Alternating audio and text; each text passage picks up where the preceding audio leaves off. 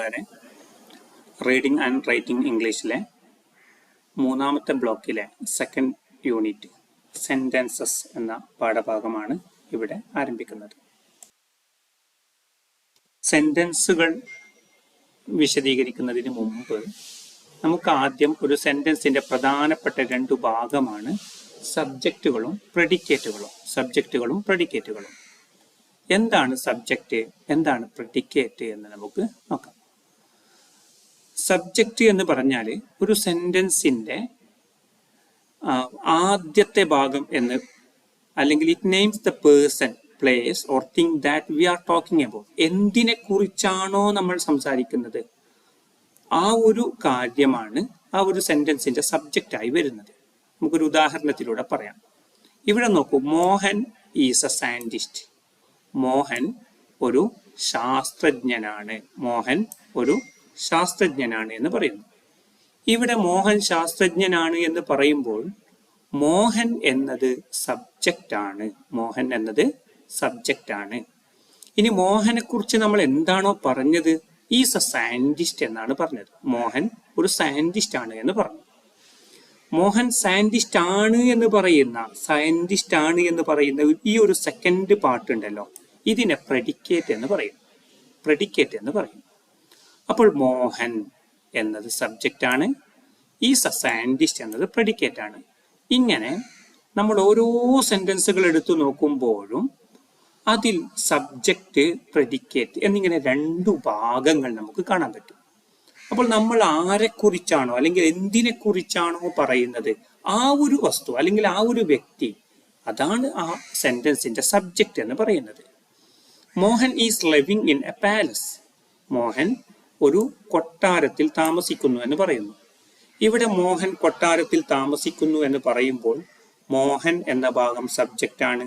അതേസമയം is living in a palace എന്ന് പറയുമ്പോൾ is living in a palace എന്ന് വരുന്ന ഈ ഒരു സെക്കൻഡ് പാർട്ട് അതിൻ്റെ പ്രെഡിക്കേറ്റ് ആണ് എന്ന് മനസ്സിലാക്കുക. അപ്പോൾ ഒരു സെന്റൻസ് എന്ന് പറയുന്നത് സബ്ജക്റ്റ് പ്ലസ് പ്രെഡിക്കേറ്റ്. ഒരു സെന്റൻസിൽ പ്രധാനപ്പെട്ട രണ്ട് കോമ്പോണൻസ് ഉണ്ട്. അതിൽ ഒന്നാമത്തെ ഭാഗം മോഹൻ സബ്ജക്റ്റ് ആണ്, ഈ ഉദാഹരണത്തിൽ മോഹൻ എന്ന് പറഞ്ഞത് ഭാഗം പോലെ. രണ്ടാമത്തെ ഭാഗം പ്രെഡിക്കേറ്റ് ആണ്, ഈ പറഞ്ഞ ഉദാഹരണത്തിൽ is living in a palace എന്ന് പറയും പോലെ. ഇങ്ങനെ നമുക്ക് ഐ ആം എ ഡോക്ടർ എന്ന് പറയുന്നു. ഐ എന്നത് സബ്ജക്റ്റ് ആണ്, ആം എ ഡോക്ടർ എന്നത് പ്രെഡിക്കേറ്റ് ആണ്. ഹീസ് എ സ്റ്റുഡൻറ്, ഹി എന്നത് സബ്ജക്റ്റ് ആണ്, ഈസ് എ സ്റ്റുഡൻറ് എന്നത് പ്രെഡിക്കേറ്റ് ആണ്. ഈ രൂപത്തിൽ നമുക്ക് ഓരോ സെന്റൻസിന്റെയും പ്രധാനപ്പെട്ട ഭാഗത്തെ സബ്ജക്റ്റ് ആൻഡ് പ്രെഡിക്കേറ്റ് എന്നിങ്ങനെ രണ്ടായി തരംതിരിക്കാൻ പറ്റുമെന്ന് മനസ്സിലാക്കുക. ഇനി നോക്കൂ, സെന്റൻസുകളുടെ വിവിധ ടൈപ്പുകളെ കുറിച്ചാണ് പറയുന്നത്. സെന്റൻസുകൾ പ്രധാനമായും 4 ഇനങ്ങളുണ്ട്. ഒന്ന് അസേർട്ടീവ് സെന്റൻസ്, അതിന് ഡിക്ലറേറ്റീവ് സെന്റൻസ് എന്ന പേര് കൂടി അതിനുണ്ട്. അസേർട്ടീവ് സെന്റൻസിന് ഡിക്ലറേറ്റീവ് സെന്റൻസ് എന്ന പേര് കൂടിയുണ്ട്. എന്താണ് അസേർട്ടീവ് സെന്റൻസ് എന്ന് പറഞ്ഞാൽ? A sentence which explains A fact or makes A statement. നമ്മൾ ഒരു കാര്യം പറയുന്നു, അത്രയേ ഉള്ളൂ. അസേർട്ടീവ് സെന്റൻസ് എന്ന് പറഞ്ഞാൽ ഒരു കാര്യം പ്രഖ്യാപിക്കുന്നു, പറയുന്നു. Action speaks louder than words. ഇതൊരു ഫാക്റ്റാണ്, ഒരു കാര്യം പറയുന്നു. എന്താണ് ഇതിന്റെ അർത്ഥം? വാക്കുകളേക്കാൾ ഉച്ചത്തിൽ സംസാരിക്കുന്നത് പ്രവർത്തികളാണ്. ഇതൊരു ഫാക്ട് പറയുന്നതാണ്. ആ ഫാക്ട് കളവായാൽ പോലും ആ ഒരു സെന്റൻസ് കളവാണോ സത്യമാണോ എന്നതല്ല വിഷയം. ആ ഒരു സെന്റൻസ് ശരിക്കും അസേർട്ടീവ് സെന്റൻസ് ആണ്, അല്ലെങ്കിൽ ഡിക്ലറേറ്റീവ് സെന്റൻസ് ആണ്. ഇതിന്റെ ഒരു പ്രത്യേകത, it ends with a full stop എന്നതാണ്. ഒരു ഫുൾ സ്റ്റോപ്പോട് കൂടിയാണ് സാധാരണ അസേർട്ടീവ് സെന്റൻസുകൾ അവസാനിക്കാറുള്ളത്. Delhi is the capital of our country. നമ്മുടെ രാജ്യത്തിന്റെ ക്യാപിറ്റൽ ഡൽഹിയാണ് എന്ന് പറയുന്നത് അതെന്താണ്? ഒരു അസേർട്ടീവ് സെന്റൻസ് ആണ്. ഇനി ഇന്ററഗേറ്റീവ് സെന്റൻസ് ആണ് രണ്ടാമത്തെ ഭാഗം. സെന്റൻസുകളുടെ 4 ടൈപ്പുകളിൽ ഒന്നാമത്തത് അസേർട്ടീവ് സെന്റൻസ് ആണ്, രണ്ടാമത്തത് ഇന്ററഗേറ്റീവ് സെന്റൻസ്. ഇത് ചോദ്യങ്ങൾ ചോദിക്കുന്ന സെന്റൻസ് ആണ്. What is your ambition? Are you going to town? ഇത് രണ്ടും ചോദ്യമാണല്ലോ, സെന്റൻസ് ആണ്, അതോടൊപ്പം ചോദ്യവുമാണ്. ഇത്തരം ചോദ്യങ്ങളുള്ള സെന്റൻസുകളെ ഇന്ററഗേറ്റീവ് സെന്റൻസുകൾ എന്നാണ് വിളിക്കാറുള്ളത് എന്ന് മനസ്സിലാക്കുക. മൂന്നാമത്തെ ഭാഗം ഇംപെറേറ്റീവ് സെന്റൻസ് ആണ്. ഇംപെറേറ്റീവ് സെന്റൻസ് പറയുന്നതിന് മുമ്പ് ചോദ്യങ്ങൾ രണ്ടു തരത്തിലാകാറുണ്ട്. ഇന്ററഗേറ്റീവ് സെന്റൻസ് നമ്മൾ പറഞ്ഞല്ലോ, അത് രണ്ട് രൂപത്തിലുണ്ട്. ഒന്ന് യെസ് ഓർ നോ ക്വസ്റ്റ്യൻ. നോക്കൂ, ആർ യു ഹാപ്പി എന്ന് ചോദിച്ചാൽ ഇതിന്റെ ഉത്തരം ഒന്നിരിക്കൽ യെസ് അല്ലെങ്കിൽ നോ എന്നായിരിക്കും. അല്ലെങ്കിൽ WH ഇന്ററഗേറ്റീവ്സ് ഉണ്ട്. സാധാരണ where are you going, what is your name, where are your living, ഇങ്ങനെ തുടങ്ങി WH ഉപയോഗിച്ചുകൊണ്ട് ചോദിക്കുന്ന ഉത്തരം എക്സ്പ്ലനേഷനായി ആവശ്യമായി വരുന്ന ചോദ്യങ്ങൾ. നിങ്ങൾ എവിടെ പോകുന്നു എന്ന് ചോദിച്ചാൽ യെസ് ഓർ നോ കൊണ്ട് ഉത്തരം പറയാൻ പറ്റില്ല. അപ്പൊ അത്തരം ചോദ്യങ്ങൾ WH ഇന്ററഗേറ്റീവ്സ് എന്ന് പറയും. യെസ് ഓർ നോ ക്വസ്റ്റ്യൻസ് എന്ന് പറഞ്ഞാൽ അതിന്റെ ഉത്തരമായി യെസ് അല്ലെങ്കിൽ നോ, രണ്ടാലൊരു ഉത്തരമാണ് ആവശ്യമായി വരുന്നത് എന്നർത്ഥം. അപ്പോൾ സാധാരണ ഇന്ററഗേറ്റീവ്സിന്റെ മറ്റൊരു പ്രധാനപ്പെട്ട ഭാഗമാണ് ക്വസ്റ്റ്യൻ ടാഗ്സ്. അത് പറയുമ്പോൾ നമ്മുടെ പാഠഭാഗത്ത് പറയുന്നുള്ള ഒരു ഭാഗമാണ് ക്വസ്റ്റ്യൻ ടാഗ്സ്. ക്വസ്റ്റ്യൻ ടാഗ്സ് എന്ന് പറഞ്ഞാൽ ഒരു സ്റ്റേറ്റ്മെന്റ് പറയും. നോക്കൂ, ഹി ഈസ് എ പൈലറ്റ്, അദ്ദേഹം ഒരു പൈലറ്റ് ആണ്. ഇസിന്റ് ഹി, അല്ലേ എന്ന് പറയുന്ന ഈ ഒരു സാധാരണ ഇംഗ്ലീഷിലെ ഒരു ശൈലിയാണ്. ഇംഗ്ലീഷിന്റെ ഒരു ശൈലിയാണ്. സാധാരണ നമ്മുടെ ഭാഷയിലുമുണ്ട്. നമ്മളൊരു കാര്യം പറഞ്ഞ ശേഷം ശരിയല്ലേ, അല്ലേ എന്നൊക്കെ ചോദിക്കുന്ന നമ്മുടെ സംസാരത്തിന്റെ ഒരു ഫ്ലോക്ക് വേണ്ടി ചോദിക്കുന്ന ഒരു രൂപമുണ്ട്. എന്തെങ്കിലും ഒരു കാര്യം പറഞ്ഞ് സത്യമല്ലേ ഞാൻ പറഞ്ഞത്, അങ്ങനെയല്ലേ എന്ന് ചോദിക്കുന്ന ഒരു രൂപം. ആ രൂപത്തിൽ ഇംഗ്ലീഷിൽ ഉപയോഗിക്കുന്ന ഒരു ക്വസ്റ്റ്യൻ ടാഗ്. ഇവിടെ നോക്കൂ, he is a pilot, isn't he. ഇവിടെ ശ്രദ്ധിക്കേണ്ട വളരെ പ്രധാനപ്പെട്ട ഒരു പോയിന്റ്, ക്വസ്റ്റ്യൻ ടാഗ് വരുമ്പോൾ തൊട്ടു മുമ്പ് പറഞ്ഞ സെന്റൻസ് പോസിറ്റീവ് സെന്റൻസ് ആണെങ്കിൽ ക്വസ്റ്റ്യൻ ടാഗ് നെഗറ്റീവ് ആകണം എന്നതാണ്. ക്വസ്റ്റ്യൻ ടാഗ് നെഗറ്റീവ് ആകണം. നോക്കൂ, ഹി ഈസ് എ പൈലറ്റ്, ഇതൊരു പോസിറ്റീവ് സെന്റൻസ് ആണ്, അതുകൊണ്ട് ക്വസ്റ്റ്യൻ ടാഗ് നെഗറ്റീവായി. Isn't he. അതേസമയം ക്വസ്റ്റ്യൻ ടാഗ് നെഗറ്റീവ് ആണെങ്കിൽ സെന്റൻസ് നെഗറ്റീവ് ആണെങ്കിൽ ക്വസ്റ്റ്യൻ ടാഗ് പോസിറ്റീവ് ആകണം. She doesn't have a car, she does not. Negative ആണല്ലോ സെന്റൻസ്, അതുകൊണ്ട് ചോദ്യം ഡസ് ഷീ, അല്ലേ എന്ന് ചോദിക്കുന്ന ആ ഭാഗം എന്താണ്, പോസിറ്റീവായി വന്നു. കാരണം ഒന്നാമത്തെ ഭാഗം നെഗറ്റീവ് ആയപ്പോൾ രണ്ടാമത്തെ ഭാഗം പോസിറ്റീവ് ആകണം. ആദ്യത്തെ ഭാഗം പോസിറ്റീവ് ആയപ്പോൾ രണ്ടാമത്തെ ഭാഗം നെഗറ്റീവ് ആകണം. ഈ രൂപത്തിൽ സെന്റൻസ് ക്വസ്റ്റ്യൻ ടാഗ് വരുമ്പോൾ തൊട്ടു മുമ്പ് പറഞ്ഞ സെന്റൻസ് പോസിറ്റീവ് ആണെങ്കിൽ അതിന്റെ ചോദ്യത്തിന്റെ ഭാഗം നെഗറ്റീവായും, ആദ്യം പറഞ്ഞ ഭാഗം നെഗറ്റീവ് ആണെങ്കിൽ ചോദ്യത്തിന്റെ ഭാഗം പോസിറ്റീവായിട്ടും വരണം എന്ന് ശ്രദ്ധിക്കുക. ഇനി അടുത്തതായി ഇംപെറേറ്റീവ് സെന്റൻസ് ആണ്. ഇംപെറേറ്റീവ് സെന്റൻസ് എന്ന് പറഞ്ഞാൽ ഒരു കൽപ്പന, കമാൻഡ് നൽകുന്നു, അല്ലെങ്കിൽ ഒരു റിക്വസ്റ്റ്, അല്ലെങ്കിൽ ഒരു ആഗ്രഹം പ്രകടിപ്പിക്കുന്നു. ഈ മൂന്നാലൊരു കാര്യം വരുമ്പോഴാണ് അതിനെ ഇംപെറേറ്റീവ് സെന്റൻസ് എന്ന് പറയുന്നത്. ഒരു കമാൻഡ് അല്ലെങ്കിൽ ആഗ്രഹം അല്ലെങ്കിൽ അഭ്യർത്ഥന. നോക്കൂ, get out of the room, നിങ്ങൾ റൂമിൽ നിന്ന് പുറത്തു പോകൂ എന്ന് പറയുന്ന ഒരു ഭാഗം. അല്ലെങ്കിൽ please help me to clean the room, ഈ റൂം ഒന്ന് വൃത്തിയാക്കാൻ എന്നെ സഹായിക്കുമോ എന്നാവശ്യപ്പെടുന്ന ഭാഗം. ഇത് രണ്ടും ഒരു കമാൻഡോ ഒരു ആഗ്രഹം പ്രകടിപ്പിക്കുകയോ റിക്വസ്റ്റ് ചെയ്യുകയോ ചെയ്യുന്ന ഇത്തരം അഭ്യർത്ഥനകളുടെ ഭാഗങ്ങളെ സാധാരണ അഭ്യർത്ഥന എന്ന് നമുക്ക് പറയാം. ഇത്തരം സെന്റൻസുകളെയാണ് ഇംപെറേറ്റീവ് സെന്റൻസ് എന്ന് പറയുന്നത്. അപ്പോൾ സെന്റൻസ് അതിന്റെ പ്രധാനപ്പെട്ട രണ്ട് കോമ്പോണൻസ് സബ്ജക്റ്റും പ്രെഡിക്കേറ്റുമാണ് എന്ന് നമ്മൾ പറഞ്ഞിരുന്നു. 4 ടൈപ്സ് സെന്റൻസുകൾ ഉണ്ട് എന്ന് പറഞ്ഞു. അതിൽ ഒന്നാമത്തേത് അസേർട്ടീവ് അല്ലെങ്കിൽ ഡിക്ലറേറ്റീവ് സെന്റൻസ് ആണ്, രണ്ടാമത്തേത് ഇന്ററഗേറ്റീവ് സെന്റൻസ് ആണ്, മൂന്നാമത്തേത് ഇംപെറേറ്റീവ് സെന്റൻസ് ആണ്. ഇനി നാലാമത്തേത് എക്സ്ക്ലമേറ്ററി സെന്റൻസ് ആണ്. എക്സ്ക്ലമേറ്ററി സെന്റൻസ് എന്ന് പറഞ്ഞാൽ ഒരു മനുഷ്യന്റെ പെട്ടെന്നുള്ള വികാരങ്ങൾ പ്രകടിപ്പിക്കാൻ ഉപയോഗിക്കുന്ന സെന്റൻസുകൾ. നോക്കൂ, വാട്ട് എ ഹ്യൂജ് ബിൽഡിംഗ്. നമ്മളൊരു വലിയൊരു കെട്ടിടം കണ്ടപ്പോൾ അദ്ദേഹം പറയുന്നു, എത്ര വലിയ കെട്ടിടമാണത്. അല്ലെങ്കിൽ oh what a nice idea, എന്ത് മനോഹരമായ ഐഡിയയാണ്, ആശയമാണ് നിങ്ങൾ പങ്കുവെച്ചത് തുടങ്ങിയ അത്ഭുതങ്ങളോ അല്ലെങ്കിൽ സർപ്രൈസുകളോ പ്രകടിപ്പിക്കാൻ വേണ്ടി, അല്ലെങ്കിൽ നമ്മുടെ മനസ്സിലുണ്ടായ പെട്ടെന്നുള്ള വികാരങ്ങൾ പ്രകടിപ്പിക്കുമ്പോഴുണ്ടാകുന്ന പെട്ടെന്ന് പുറപ്പെടാറുള്ള ശബ്ദം സെന്റൻസുകളെയാണ് എക്സ്ക്ലമേറ്ററി സെന്റൻസ് എന്ന് പറയുന്നത്. സാധാരണഗതിയിൽ എക്സ്ക്ലമേറ്ററി സെന്റൻസുകൾ അവസാനിക്കാറുള്ളത് ഒരു ആശ്ചര്യ ചിഹ്നത്തോടു കൂടിയാണ് എന്നുകൂടി മനസ്സിലാക്കുക. ഇനി നമുക്ക് പറയാനുള്ളത് transformation of one sentence type two another. ഒരു സെന്റൻസിനെ നമ്മൾ 4 തരത്തിലുള്ള സെന്റൻസുകളെ കുറിച്ച് ഇപ്പൊ പറഞ്ഞു. ഇതില് ഏതെങ്കിലും ഒരു തരത്തിലുള്ള സെന്റൻസിനെ മറ്റൊരു തരത്തിലുള്ള സെന്റൻസ് ആക്കി മാറ്റുന്നതിനെ കുറിച്ചാണ് നമ്മളിനി പറയുന്നത്. ഉദാഹരണത്തിന് ആദ്യം നോക്കൂ, സ്റ്റേറ്റ്മെന്റ്സ് ടു ക്വസ്റ്റ്യൻസ്. ഇവിടെ സ്റ്റേറ്റ്മെന്റ് ആയിട്ടുള്ള ഒരു സെന്റൻസ് കൊടുത്തിട്ടുണ്ട്. He can study well. ഇതൊരു സ്റ്റേറ്റ്മെന്റ് ആണ്.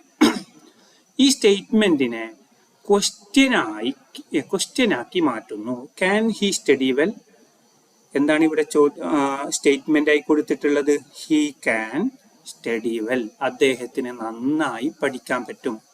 ആ ഒരു സെന്റൻസിനെ ക്യാൻ ഹി സ്റ്റഡി വെൽ, അദ്ദേഹത്തിന് നന്നായി പഠിക്കാൻ പറ്റുമോ എന്ന ഒരു ചോദ്യമാക്കി ട്രാൻസ്ഫോം ചെയ്യുന്നു. അപ്പോൾ സ്റ്റേറ്റ്മെന്റിനെ ക്വസ്റ്റ്യൻസുകളാക്കി മാറ്റുന്നതിനെയാണ് ആദ്യമായി ഇവിടെ പറയുന്നത്. ചുരുക്കി പറഞ്ഞാൽ സെന്റൻസിന്റെ ടൈപ്പുകളിൽപ്പെട്ട ഒരു ടൈപ്പിനെ മറ്റൊരു ടൈപ്പിലേക്ക് ട്രാൻസ്ഫോം ചെയ്യുക എന്നതാണ് ഈ ഭാഗത്ത് നമ്മൾ പറയുന്നത്. ഇനി London is the capital of England. ഇതൊരു സ്റ്റേറ്റ്മെന്റ് ആണല്ലോ. London is the capital of England. ഇതൊരു സ്റ്റേറ്റ്മെന്റ് ആണ്. നമ്മൾ ഈ ഒരു സ്റ്റേറ്റ്മെന്റിനെ ചോദ്യമാക്കി മാറ്റുമ്പോൾ നോക്കൂ, which is the capital of England? ഇംഗ്ലണ്ടിന്റെ ക്യാപിറ്റൽ ഏതാണ് എന്നൊരു ചോദ്യമാക്കി മാറ്റുന്നു. ഇനി ഹി ലവ്സ് ട്രാവലിംഗ് ഒരു സ്റ്റേറ്റ്മെന്റ് ആണ്. ഈ സ്റ്റേറ്റ്മെന്റിനെ ചോദ്യമാക്കി മാറ്റുമ്പോൾ ഡസ് ഹി ലവ് ട്രാവലിംഗ്? ഇങ്ങനെ ഒരു സ്റ്റേറ്റ്മെന്റിനെ ക്വസ്റ്റ്യൻ ആക്കി മാറ്റുന്നു എന്നതാണ് ഇവിടെ പറഞ്ഞത്. ഇനി നോക്കൂ, ക്വസ്റ്റ്യൻസിനെ സ്റ്റേറ്റ്മെന്റ്സ് ആക്കി മാറ്റുന്നു എന്നതാണ് അടുത്തതായി പറയുന്നത്. നോക്കൂ, ഒരു ചോദ്യം നോക്കൂ. Is it good to revise your topics before the examination? പരീക്ഷയ്ക്ക് മുമ്പ് നിങ്ങളുടെ ടോപ്പിക്സ് ഒന്നുകൂടി റിവൈസ് ചെയ്യുന്നത് നല്ലതാണോ എന്നൊരു ചോദ്യമാണ് ഇവിടെ കൊടുത്തിട്ടുള്ളത്, അല്ലെ? ഒരു ചോദ്യമാണ് കൊടുത്തിട്ടുള്ളത്. അതിനെ നോക്കൂ, ക്വസ്റ്റ്യൻസിനെ സ്റ്റേറ്റ്മെന്റ്സ് ആക്കി മാറ്റുമ്പോൾ വരുന്ന മാറ്റം നോക്കൂ. It is good to revise your topics before the examination. പരീക്ഷയ്ക്ക് മുമ്പ് ടോപ്പിക്സുകൾ റിവൈസ് ചെയ്യുന്നത് നല്ലതാണ് എന്നൊരു സ്റ്റേറ്റ്മെന്റ്സ് ആക്കി അതിനെ മാറ്റിയിരിക്കുന്നു. ആദ്യമുണ്ടായിരുന്നത് ക്വസ്റ്റ്യൻ ആണ്. ആ ക്വസ്റ്റ്യനെ ഒരു സ്റ്റേറ്റ്മെന്റ്സ് ആക്കി മാറ്റിയത് നോക്കൂ. Why don't you try to help him? എന്തേ നിങ്ങൾ അദ്ദേഹത്തെ സഹായിക്കാൻ ശ്രമിക്കാത്തത്? ഒരു ചോദ്യമാണ്. എന്നിട്ട് അതിനെ സ്റ്റേറ്റ്മെന്റ് ആക്കിയത് നോക്കൂ. You should try to help him. നിങ്ങൾ അദ്ദേഹത്തെ സഹായിക്കാൻ ശ്രമിക്കണം എന്നൊരു സ്റ്റേറ്റ്മെന്റ്. ആദ്യം പറഞ്ഞെടുത്ത് ഒരു ചോദ്യമാണ്. ആ ചോദ്യത്തിന്റെ ഒരു ഇന്നർ മീനിങ് എന്നത് നിങ്ങൾ അദ്ദേഹത്തെ സഹായിക്കണമെന്ന് തന്നെയാണ്. നിങ്ങൾ എന്തേ സഹായിക്കാത്തത് മീൻസ് നിങ്ങൾ സഹായിക്കണമായിരുന്നു. ആ ഒരു അർത്ഥത്തിലുള്ള സ്റ്റേറ്റ്മെന്റ് ആണ് ഇവിടെ കൊടുത്തിട്ടുള്ളത് എന്നുകൂടി മനസ്സിലാക്കുക. ഇനി അടുത്ത ഭാഗത്ത് നോക്കൂ. എക്സ്ക്ലമേറ്ററി സെന്റൻസിനെ അസേർട്ടീവ് സെന്റൻസ് ആക്കി മാറ്റുന്ന ഒരു രൂപം നോക്കൂ. What A lovely seen it is. ഈ ഒരു സീൻ എത്ര മനോഹരമായ അല്ലെങ്കിൽ എത്ര ലവ്ലി ആയിട്ടുള്ള സീനാണിത് എന്നൊരു ആശ്ചര്യം ജനിപ്പിക്കുന്ന ഒരു സെന്റൻസ് ആണ്, എക്സ്ക്ലമേറ്ററി സെന്റൻസ് ആണ്. അതിനെ അസേർട്ടീവായ അല്ലെങ്കിൽ ഡിക്ലറേറ്റീവായ ഒരു സെന്റൻസ് ആക്കി മാറ്റിയത് നോക്കൂ. It is a lovely scene എന്ന അർത്ഥം തന്നെയാണ് മുകളിലുള്ളത്. ആ ഒരു അർത്ഥത്തിലുള്ള എക്സ്ക്ലമേറ്ററി സെന്റൻസിനെ അസേർട്ടീവ് സെന്റൻസ് ആക്കി ട്രാൻസ്ഫോം ചെയ്തിരിക്കുന്നു. തൊട്ടു താഴെ നോക്കൂ. What a hot climate it is. നമ്മുടെ ക്ലൈമറ്റ് എന്ത് ഹോട്ടാണ് എന്നതാണ് ആ ഒരു സെന്റൻസിന്റെ അർത്ഥം. ആ ഒരു നിലവിലെ ക്ലൈമറ്റിന്റെ അവസ്ഥയെക്കുറിച്ച് പറയുക എന്നതാണ് അതുകൊണ്ട് ഉദ്ദേശിക്കുന്നത്. അതേ സെന്റൻസിനെ അസേർട്ടീവ് ആക്കി മാറ്റിയത് നോക്കൂ. It is A hot climate. അപ്പൊ ഇവിടെ പറഞ്ഞത് എക്സ്ക്ലമേറ്ററി സെന്റൻസിനെ അസേർട്ടീവ് സെന്റൻസ് ആക്കി ട്രാൻസ്ഫോം ചെയ്തിരിക്കുന്നു എന്നതാണ് പറഞ്ഞത്. അടുത്ത ഹെഡിങ് നോക്കൂ. അസേർട്ടീവ് സെന്റൻസിനെ എക്സ്ക്ലമേറ്ററി സെന്റൻസ് ആക്കി മാറ്റിയിരിക്കുന്നതാണ് അടുത്തത്. അതിന്റെ ഒരു ഉദാഹരണം നോക്കാം. He behaves like a child. അദ്ദേഹം ഒരു കുട്ടിയെ പോലെ പെരുമാറുന്നു. അതൊരു സെന്റൻസ് ആണല്ലോ, ഒരു അസേർട്ടീവ് സെന്റൻസ് ആണല്ലോ. അതിനെ അപ്പോൾ ഒരു അസേർട്ടീവ് ആയിട്ടുള്ള ഒരു സെന്റൻസിനെ he behaves like a child എന്ന ഒരു സെന്റൻസിനെ നമ്മൾ ആശ്ചര്യം ജനിപ്പിക്കുന്ന ഒരു സെന്റൻസ് ആക്കി മാറ്റിയത് എങ്ങനെയാണ്? How childish he is. അപ്പോൾ തൊട്ടു മുമ്പ് പറഞ്ഞ അസേർട്ടീവ് സെന്റൻസിൽ പറഞ്ഞ അതേ മീനിങ് തന്നെയാണ് തൊട്ടു താഴെ പറഞ്ഞ എക്സ്ക്ലമേറ്ററി സെന്റൻസിൽ നിന്നും നമുക്ക് കിട്ടുന്നത്.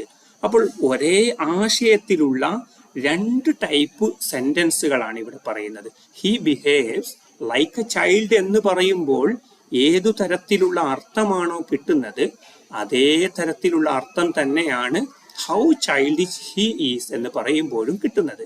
നോക്കൂ, the park is very crowded.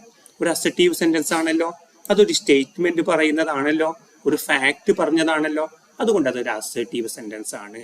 അതിനെ നോക്കൂ, how crowded the park is. നമ്മുടെ പാർക്ക് എത്ര ക്രൗഡുള്ള, എത്ര വളരെയധികം ജനങ്ങൾ തിങ്ങിപ്പാർക്കുന്ന പാർക്കാണിത് എന്നൊരു ആശ്ചര്യം ജനിപ്പിക്കുന്ന ഒരു ചോദ്യം ചോദിക്കുമ്പോൾ തൊട്ടു മുമ്പ് പറഞ്ഞ അതേ അർത്ഥമാണ് ഇവിടെ കിട്ടുന്നത്. അപ്പോൾ അസേർട്ടീവായ സെന്റൻസിനെ എക്സ്ക്ലമേറ്ററി സെന്റൻസ് ആക്കി ട്രാൻസ്ഫോം ചെയ്തതിന്റെ ഉദാഹരണമാണ് നമ്മൾ പറഞ്ഞത്. ഇനി നോക്കൂ, ഇംപെററ്റീവ് സെന്റൻസിനെ ഇന്ററഗറ്റീവ് സെന്റൻസ് ആക്കി മാറ്റിയത് നോക്കൂ. സ്പീക്ക് ലൗഡർ, ഉച്ചത്തിൽ സംസാരിക്കൂ എന്നതാണ് ഇംപെററ്റീവ് സെന്റൻസ് ആയ ഈ ഒരു സെന്റൻസിൽ നിന്ന് നമുക്ക് കിട്ടുന്ന ആശയം. അതേ ആശയം തൊട്ടു താഴെ നോക്കൂ, വിൽ യു സ്പീക്ക് ലൗഡർ, ഒന്ന് ഉച്ചത്തിൽ സംസാരിക്കുമോ എന്നൊരു ഇന്ററഗറ്റീവ് ചോദ്യമാണ് ഇവിടെ ഉള്ളത്. അപ്പോൾ രണ്ടിൽ നിന്നും കിട്ടുന്ന ആശയം സമാനമാണ്. Keep the books on the shelf imperative sentence ആണ്. അതേ അർത്ഥം will you keep the books on the shelf, നിങ്ങൾ ആ പുസ്തകം ഒന്ന് ഷെൽഫിൽ കീപ്പ് ചെയ്യുമോ, സൂക്ഷിക്കുമോ, എന്ന് എടുത്തു വെക്കുമോ എന്നൊരർത്ഥത്തിലുള്ള ചോദ്യം ആശയമാണ് അവിടെ കിട്ടുന്നത്. ഇനി നോക്കൂ, ഇംപെററ്റീവ് സെന്റൻസിനെ അസേർട്ടീവ് സെന്റൻസ് ആക്കി മാറ്റുന്ന ഉദാഹരണം, let him take some rest, അദ്ദേഹം കുറച്ച് വിശ്രമിച്ചോട്ടെ എന്നൊരു ഇംപെററ്റീവ് സെന്റൻസ്. അതിന്റെ മറ്റൊരു അതേ അർത്ഥം കിട്ടുന്ന മറ്റൊരു രൂപത്തിലുള്ള സെന്റൻസ് ആണ്, അസേർട്ടീവ് ആയിട്ടുള്ള സെന്റൻസ് ആണ്, he should be allowed to take some rest, അദ്ദേഹത്തിന് റെസ്റ്റ് അനുവദിച്ചു കൊടുക്കേണ്ടതുണ്ട് എന്നൊരു അസേർട്ടീവ് ആയിട്ടുള്ള സെന്റൻസ് ആണ് അവിടെ പറയുന്നുള്ളത്. ഡോണ്ട് ടെൽ ലൈസ്, കളവ് പറയരുത്. You should not tell lies, ഇവിടെ കളവ് പറയരുത് എന്ന ഇംപെററ്റീവ് സെന്റൻസിനെ നിങ്ങൾ കളവ് പറയാൻ പാടില്ല എന്നൊരു അസേർട്ടീവായ സെന്റൻസ് ആക്കി മാറ്റുന്നു. ഈ രൂപത്തിൽ നമ്മൾ പറഞ്ഞ സെന്റൻസുകളുടെ 4 തരങ്ങളിലുള്ള ടൈപ്പുകളെ നമ്മൾ പരസ്പരം അങ്ങോട്ടും ഇങ്ങോട്ടും മാറ്റിക്കൊണ്ട് ഫിക്സ് ചെയ്യുന്നതിനെ കുറിച്ചാണ് നമ്മൾ പറഞ്ഞു വരുന്നത്. ഇനി നമുക്ക് പറയാനുള്ളത് നമ്മുടെ പാഠത്തിന്റെ ഹെഡിങ് പറഞ്ഞ സെന്റൻസ് എന്ന ഒരു മേഖലയെക്കുറിച്ച്, ഒരു ഭാഗത്തെക്കുറിച്ചാണ് നമുക്ക് നന്നായി മനസ്സിലാക്കാനുള്ളത്. ആ ഒരു സെന്റൻസ് എന്താണ് എന്ന് പറയാൻ ശ്രമിക്കുമ്പോൾ ആദ്യമായി മനസ്സിലാക്കിയിരിക്കേണ്ട 4 ടേംസുകളുണ്ട്. ഒന്ന് ഫ്രേസ്, 2 ക്ലൗസ്. ക്ലൗസുകൾ തന്നെ ഇൻഡിപെൻഡന്റ് ക്ലൗസ് ഉണ്ട്, സബോർഡിനേറ്റ് ക്ലൗസ് ഉണ്ട്. ഈ 4 ടേംസുകൾ നന്നായി മനസ്സിലാക്കിയാൽ മാത്രമേ നമുക്ക് എന്താണ് സെന്റൻസ് എന്നും സെന്റൻസിന്റെ പ്രധാനപ്പെട്ട 3 ഇനങ്ങളെ കുറിച്ച് നമുക്ക് പഠിക്കാൻ പറ്റുള്ളൂ. ഫ്രേസ് എന്നാൽ എന്ത് എന്ന് നമുക്ക് ആദ്യം നോക്കാം. ഫ്രേസ് എന്ന് പറഞ്ഞാൽ എ കളക്ഷൻ ഓഫ് വേർഡ്സ്, അത്രമാത്രം. ഫ്രേസ് എന്ന് പറഞ്ഞാൽ വേർഡുകളുടെ ഒരു കൂട്ടം. ഉദാഹരണത്തിന് 2 വേർഡുകൾ ഒരുമിച്ച് ചേർന്നാൽ അതിനെ ഫ്രേസ് എന്ന് പറയാം. പുട്ട് ഓൺ എന്ന് പറയുന്നു. പുട്ട് ഓൺ എന്ന് പറയുമ്പോൾ അത് ഒരു ഫ്രേസ് ആണ്. എന്തുകൊണ്ട്? ഇവിടെ പുട്ട് എന്നൊരു പദമുണ്ട്, ഓൺ എന്നൊരു പദമുണ്ട്, അതുകൊണ്ട് ഫ്രേസ് ആണ്. അപ്പോൾ 2 പദങ്ങൾ ഒരുമിച്ച് ചേരുമ്പോൾ അതിനെ ഫ്രേസ് എന്ന് പറയുന്നു എന്ന് മനസ്സിലാക്കുക. ഇനി ക്ലൗസ് എന്നാൽ എന്താണ് എന്നാണ് പറയേണ്ടത്. അപ്പോൾ ഫ്രേസ് എന്ന് പറയുമ്പോൾ having no subject and predicate, ഫ്രേസിൽ 2 പദങ്ങൾ ഒരുമിച്ച് കൂടുന്നു എന്നല്ലാതെ അവിടെ എന്തില്ല? നമ്മൾ നേരത്തെ പറഞ്ഞ സെന്റൻസിന്റെ പ്രധാനപ്പെട്ട 2 ഭാഗങ്ങളായ സബ്ജക്റ്റോ പ്രെഡിക്കേറ്റോ ഒരിക്കലും ഉണ്ടാകില്ല എന്ന കാര്യം പ്രത്യേകം ശ്രദ്ധിക്കണം.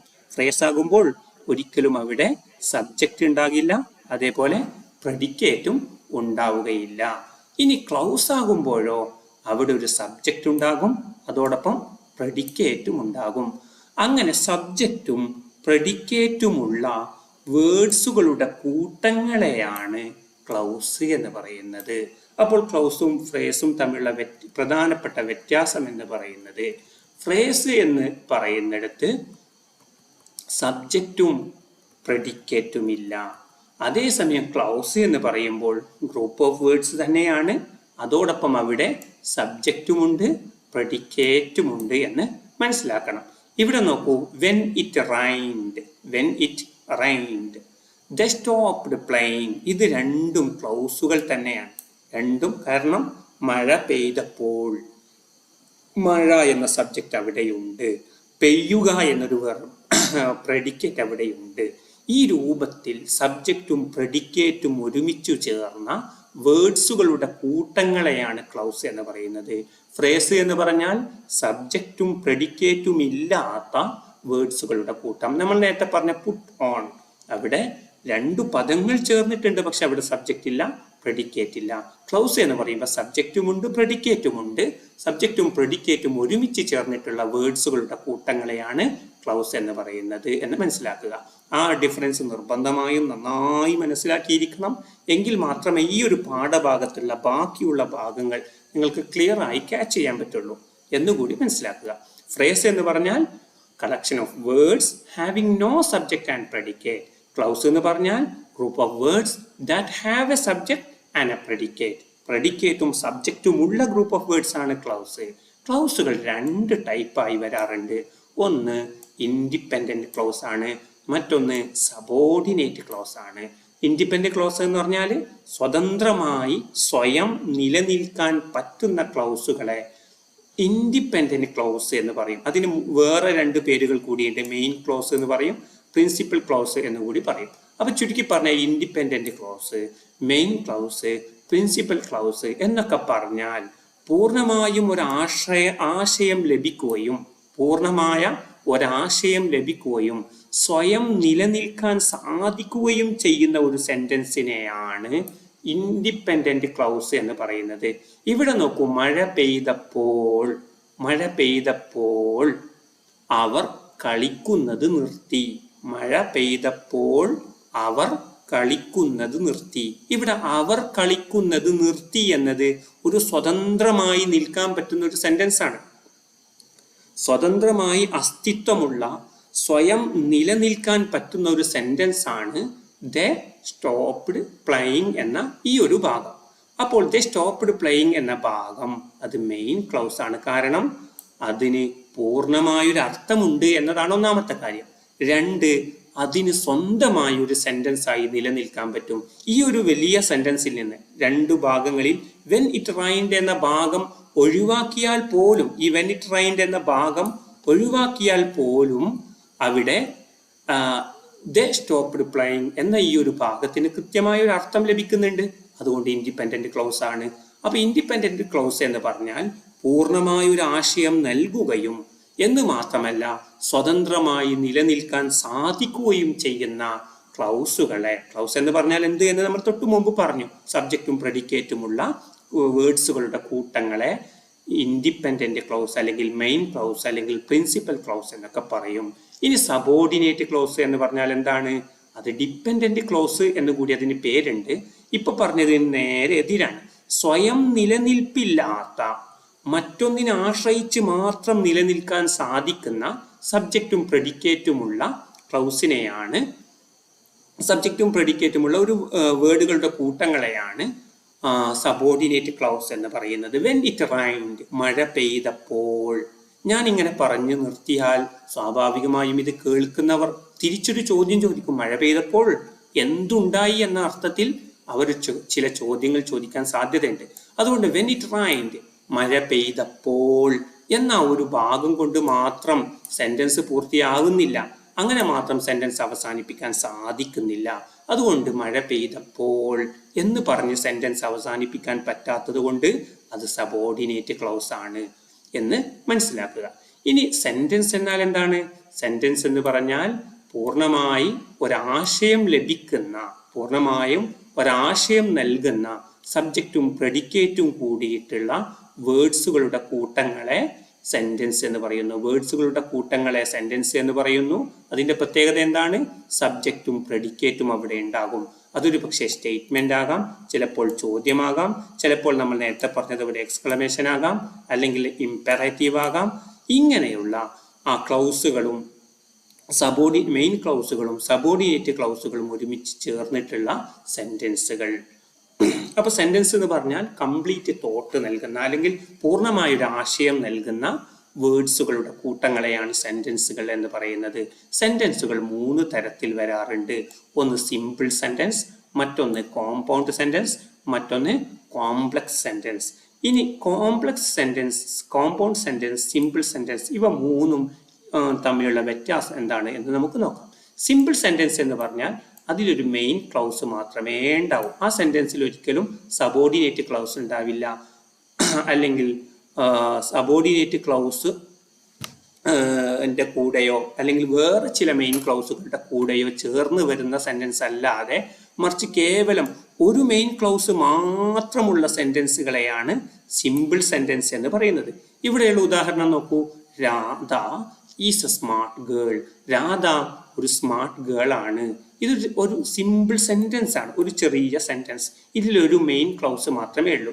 ഒരു സബ്ജക്റ്റ് ഉണ്ട്, അതിന്റെ പ്രെഡിക്കേറ്റ് തൊട്ടുടനെ കൊടുത്തിട്ടുണ്ട്. ഇങ്ങനെ ഒരു സബ്ജക്റ്റും പ്രെഡിക്കേറ്റും ചേർന്നിട്ടുള്ള ഒരു സിമ്പിൾ സെന്റൻസ്, ഇതിനെയാണ് സിമ്പിൾ സെന്റൻസ് എന്ന് പറയുന്നത്. അതേസമയം കോമ്പൗണ്ട് സെന്റൻസ് എന്നാൽ എന്ത്? കോമ്പൗണ്ട് സെന്റൻസ് എന്ന് പറഞ്ഞാൽ രണ്ട് മെയിൻ ക്ലൗസുകൾ ചേർന്നിട്ടുള്ള സെന്റൻസുകളെയാണ് കോമ്പൗണ്ട് സെന്റൻസ് എന്ന് പറയുന്നത്. അവിടെ രണ്ട് മെയിൻ ക്ലൗസുകളെ ഒരുമിച്ച് ചേർന്നിട്ടുണ്ട്. നമ്മൾ നേരത്തെ പറഞ്ഞു, മെയിൻ ക്ലൗസ് എന്ന് പറഞ്ഞാൽ സ്വതന്ത്രമായി നിലനിൽക്കാൻ സാധിക്കുന്ന സെന്റൻസുകളാണ്. Radha went to the book store and bought some new books. Radha book സ്റ്റോറിൽ പോവുകയും പുതിയ കുറച്ച് പുസ്തകങ്ങൾ വാങ്ങുകയും ചെയ്തു. ഇവിടെ നോക്കൂ, ഈ സെന്റൻസിനെ രണ്ടാക്കി മുറിച്ചാൽ, ഈ ആൻഡ് ഒഴിവാക്കി അവിടെ ഒരു ഫുൾ സ്റ്റോപ്പ് ഇട്ടാൽ ഇവിടെ ഈ രണ്ട് സെന്റൻസുകൾക്കും സ്വതന്ത്രമായി നിലനിൽക്കാൻ സാധിക്കുമെന്ന് നമുക്ക് കാണാൻ പറ്റും. Radha went to the book store, അതിന് പൂർണ്ണമായ ഒരു അർത്ഥമുണ്ടല്ലോ. അതേപോലെ she bought some new books, അതിനും ഒരു പൂർണ്ണമായ ഒരു അർത്ഥമുണ്ട്. ഈ രൂപത്തിൽ സ്വതന്ത്രമായി നിലനിൽക്കാൻ സാധിക്കുന്ന ഒരു സെന്റൻസിന്റെ രണ്ടു ഭാഗങ്ങൾ രണ്ട് മെയിൻ ക്ലോസുകളായിട്ടാണ് വരുന്നതെങ്കിൽ കോമ്പൗണ്ട് സെന്റൻസ് എന്ന് പറയും. അപ്പോൾ കോമ്പൗണ്ട് സെന്റൻസ് എന്ന് പറഞ്ഞാൽ രണ്ട് മെയിൻ ക്ലൗസുകളെ ചേർത്ത് വെച്ചിട്ടുള്ള ഒരു വലിയ സെന്റൻസ്, രണ്ട് മെയിൻ ക്ലൗസുകൾ ചേർത്ത് വെച്ചിട്ടുള്ള ഒരു വലിയ സെന്റൻസിനെയാണ് കോമ്പൗണ്ട് സെന്റൻസ് എന്ന് പറയുന്നത്. She is very short but she runs fast. ഇവിടെ രണ്ടു മെയിൻ ക്ലൗസുകൾ കൊടുത്തിട്ടുണ്ട്. അവയെ രണ്ടിനെയും കൂട്ടിയോജിപ്പിക്കുന്ന ഒരു കൺജങ്ഷൻസ് അവിടെ കൊടുത്തിട്ടുണ്ട്, ബട്ട് എന്ന കൺജങ്ഷൻസ്. അപ്പൊ രണ്ട് മെയിൻ ക്ലൗസുകളെ ഇവിടെ ഒരുമിച്ച് കൂട്ടിയതായി നമുക്ക് കാണാൻ പറ്റും. ഇനി കോംപ്ലക്സ് സെന്റൻസ് എന്ന് പറഞ്ഞാൽ ഒരു മെയിൻ ക്ലൗസും ഒരു സബോർഡിനേറ്റ് ക്ലൗസും, ഒന്നോ അതിലധികമോ സബോർഡിനേറ്റ് ക്ലൗസും ചേർന്ന് വന്നിട്ടുള്ള സെന്റൻസുകളെയാണ് കോംപ്ലക്സ് സെന്റൻസ് എന്ന് പറയുന്നത്. സിമ്പിൾ സെന്റൻസിൽ ഒരു മെയിൻ ക്ലൗസ് മാത്രമേ ഉള്ളൂ. അവിടെ കോംപ്ലക്സോ സബോർഡിനേറ്റ് ക്ലൗസുകൾ സിമ്പിൾ സെന്റൻസിൽ ഇല്ല. മറിച്ച് സിമ്പിൾ സെന്റൻസിൽ ഒരു മെയിൻ ക്ലൗസ് മാത്രമേ ഉള്ളൂ. തൊട്ടു മുമ്പ് പറഞ്ഞ കോമ്പൗണ്ട് സെന്റൻസിൽ രണ്ട് മെയിൻ ക്ലൗസുകൾ ഉണ്ട്. അതേസമയം കോംപ്ലക്സ് സെന്റൻസിൽ ഒരു മെയിൻ ക്ലൗസും ഒന്നോ അതിലധികമോ സബോർഡിനേറ്റ് ക്ലൗസുകളും ഉണ്ടായിരിക്കും. അപ്പോൾ മെയിൻ ക്ലൗസും സബോർഡിനേറ്റ് ക്ലൗസും രണ്ടും ഒരുമിച്ച് ചേർന്നിട്ടുള്ള സെന്റൻസുകളെയാണ്, അഥവാ സ്വയം നിലനിൽക്കാൻ സാധിക്കുകയും സ്വയം നിലനിൽപ്പില്ലാതെ വരികയും ചെയ്യുന്ന രണ്ട് സെന്റൻസുകൾ ഒറ്റ സെന്റൻസായി ചേർത്ത് വരുമ്പോൾ അതിനെ കോംപ്ലക്സ് സെന്റൻസ് എന്ന് പറയാം. നോക്കൂ, as she was a brilliant student, അവൾ ഒരു ബ്രില്യന്റ് സ്റ്റുഡന്റ് ആയിരുന്നതിനാൽ she answered all the questions, അവൾ എല്ലാ ചോദ്യങ്ങൾക്കും ഉത്തരം നൽകി. അപ്പോൾ അവൾ ഒരു ബ്രില്യന്റ് സ്റ്റുഡന്റ് ആയിരുന്നതിനാൽ എന്ന് പറയുന്ന ഒരു ഭാഗമുണ്ടല്ലോ, അതൊരിക്കലും ഒരു പൂർണ്ണമായ ഭാഗമല്ല. ആയിരുന്നതിനാൽ എന്ന് പറഞ്ഞ് നമുക്ക് ആ സെന്റൻസ് അവസാനിക്കാൻ പറ്റില്ല. അതുകൊണ്ട് ആ ഭാഗം, ഫസ്റ്റുള്ള ഈ ഒരു ഭാഗം സബോർഡിനേറ്റ് ക്ലൗസ് ആണ്. തൊട്ടു ശേഷം പറഞ്ഞ she answered all the questions, എല്ലാ ചോദ്യങ്ങൾക്കും ഉത്തരം പറഞ്ഞു എന്നത് മെയിൻ ക്ലൗസ് ആണ്. ഈ രണ്ട് ഭാഗങ്ങളും ചേരുമ്പോൾ അത് കോംപ്ലക്സ് സെന്റൻസ് ആയി മാറി എന്നുകൂടി മനസ്സിലാക്കുക. ഇനി അടുത്തതായി പോസിറ്റീവ് ആൻഡ് നെഗറ്റീവ് സെന്റൻസ്. സെന്റൻസുകൾ പോസിറ്റീവ് സെന്റൻസ് ഉണ്ട്, നെഗറ്റീവ് സെന്റൻസ് ഉണ്ട്. നെഗറ്റീവ് സെന്റൻസ് പോസിറ്റീവ് സെന്റൻസ് തമ്മിലുള്ള വ്യത്യാസം വളരെ എല്ലാവർക്കും അറിയുന്നതാണ്.